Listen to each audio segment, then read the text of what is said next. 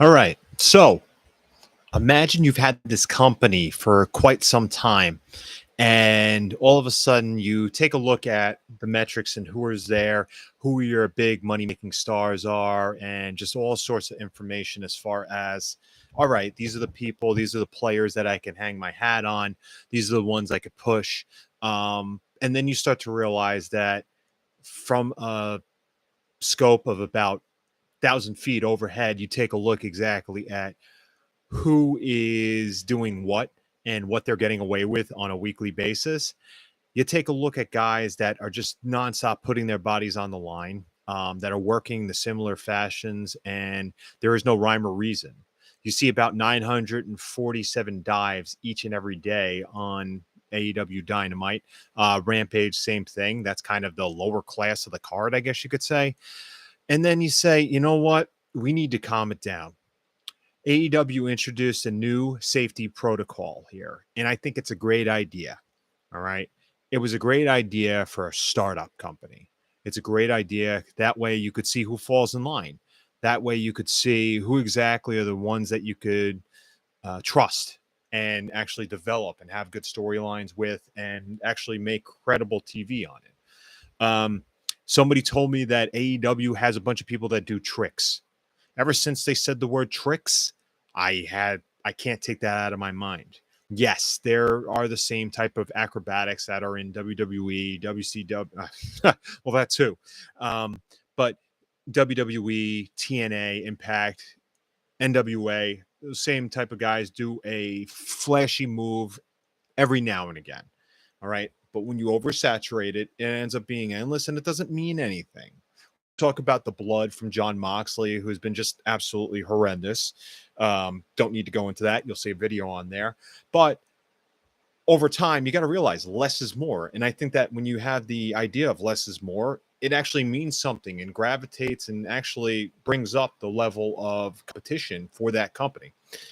I love wrestling. I really do. And I love the company and where they're at. My whole thing is they're growing. But now, by growing, you need to add by subtracting. And part of that is subtracting some rules, adding more rules and subtracting some of the players. So we're going to go into exactly what some of these rules are, okay? So taking a look here, I have the AEW dashboard up here, all right? So here's a couple of things that are banned. Chair shots to the head. Excellent, all right? I mean, The Rock was, I guess you could say, more or less the biggest culprit of blocking, but he still made it look like a sell, except for that WrestleMania 17, where he just kept getting chair shot after chair shot after chair shot to the body. Good move. Chair shots to the back of the head. CT is a real thing, and I'm glad that we're taking some safety protocols here. Buckle bombs. This is something that I feel like was the stupidest move to begin with. Somehow Sting is still wrestling. Whether or not he's relevant is another idea and another topic of conversation. But I really feel like this is, they should have learned from this. And this should have been a long time ago. Although I will say this, I don't think AEW has been the biggest culprit with using the buckle bomb. So I think that's smart. Better to be preventative. I tell clients here, it's better to be on an offensive standpoint than taking defense when stuff has already occurred that you have to really fight against. So this is a smart move on their part. Moves where a wrestler falls backwards into a turnbuckle. Okay, now I understand what they're doing there, but these guys just are reckless. There's no timing. They don't understand the ring awareness, most of these guys. Like, I see a lot of pros in there that don't understand where they are, and they kind of mail it in with running off the ropes. These are the older vets. But as far as just the backing up, you don't know how to do that unless you're properly trained. That's why I'm not in there doing this. I'm sure they have more ring awareness than me, but they're still stumbling over each other. I mean, you see on a consistent basis these guys hopping all over the ropes. It takes one fall from Ray Phoenix to break his arm and separate. Oh, wait, never mind. That already happened. But how long ago was that? That had to have been at least 12, 18 months ago, right? Anyway, imitating concussion or seizure symptoms while selling a move. Who's to be the judge of that? There's a lot of different symptoms that you could have. But I guess the shaking, convulsing, I guess that's good. But Then again, that also takes into play when Kenny Omega hypes up him doing a move with a V trigger or something like that, or anytime he runs into the ropes. So I think that's a dump. That's a rule that's going to be thrown out the window. Bleeding while in the crowd, smart, but you can't help that because you have somebody that goes to Sports Illustrated and says that blood needs to be incorporated in every match with him because it's a contest. Oh, and also to top that off, you also have I'm going to go out there and just do reckless moves and not even sell anything. So, of course, I'm going to do things in the crowd. Thank God they have blood and guts coming, which is probably actually, I'm not even going to watch it because it's so stupid. Ever since the crash pad, there's no reason to watch that. Throwing anything with blood on into the crowd, preventative measure. I mean, I guess you could thank Gangrel for that. Great. Taking food and drinks from fans in the crowd. I guess you can't get heat anymore. Oh, that's because there was an uprising against MJF hitting a cocktail out of a mom's hand into her son. Uh, how I understand there's other ways to get heat, but big deal. So what? Tony, you're going to go out there and spend money on the drink and bring them back to go meet Wardlow anyway. That's the biggest contribution he's made in the past several months, ever since he just got buried down the card. But yeah, I don't agree with that. And making contact with fans in the crowd, long overdue. Seriously, long overdue. The fact that this has not been something that's been implemented prior is beyond me. You're trying to create a safe atmosphere for your crowds. Okay. It's not like people in an opera, when there's a fight, go out into the crowd and start swashbuckling each other or playing with or fencing out there. Although cats actually was pretty fun, but that isn't really a contact sport. Nevertheless, all right, these are some good ideas. And also, when you're looking at using weapons or projectiles in the crowd, smart.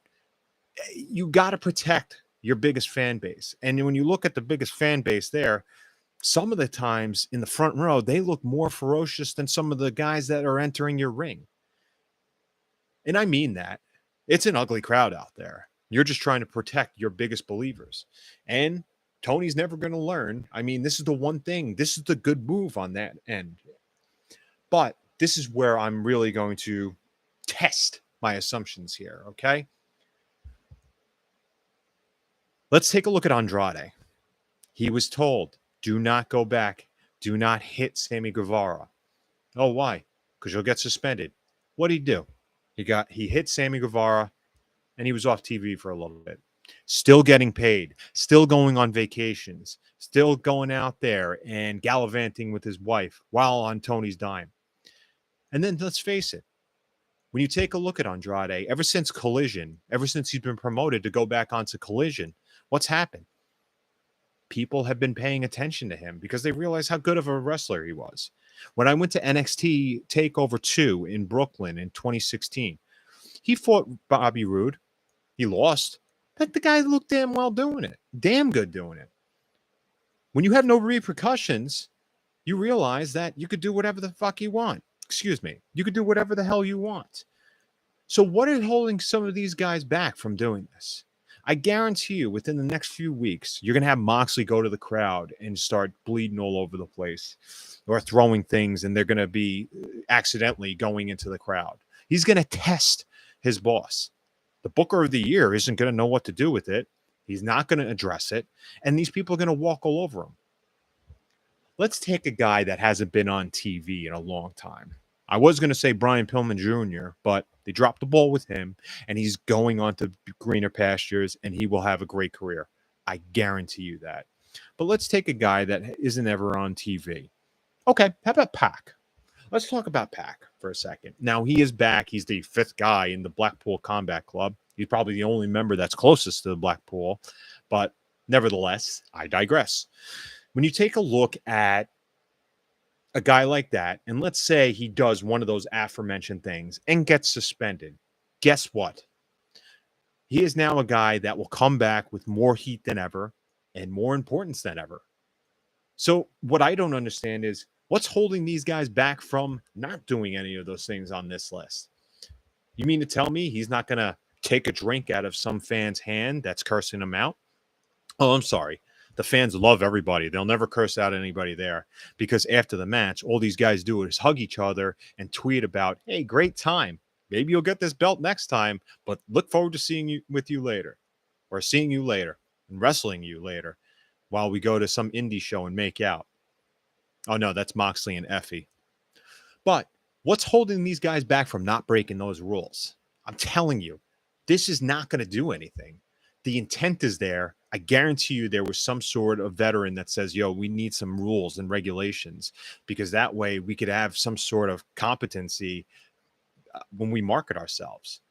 It's great that there's more wrestling on TV than there has been in a while, or accessible TV, other than looking at streaming services. But I really think that overall, if you go against these rules and that suspension is hit with you, it's going to leave a bigger mark on your career.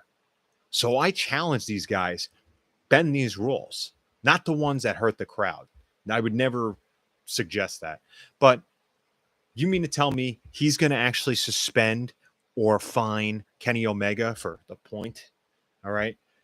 You mean to tell me if the Young Bucks do something on the wall that separates the ring and then the crowd, if they do something there and accidentally their shoe hits somebody, they're going to get suspended? I'm telling you, it's not going to happen. And if you're lower on the card and you do this and you end up getting that suspension, your value is worth more at that point because then you're going to be known. Who is it? The Butcher and the Blade were on TV last week, and they weren't even together. I think Butcher was on TV, and he was with Mike Menard or whoever the guy is.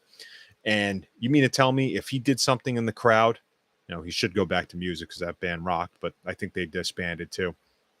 Regardless, whatever. You know what I'm saying.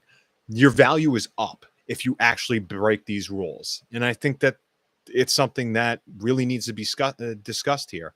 Like, it's great that you have a safety protocol, but I challenge you, Tony, you're not going to honor this. All right. You want to be like the big boys, and you're doing that. And this is one step in the right direction. However, make sure the rules are implemented here for everybody's safety. This is Dale from the Transatlantic Wrestling Talk live stream. And if you like our content here, please give us a shout. Tell us what you like, and please subscribe and get that notification bell. Until then, keep watching wrestling, brothers and sisters.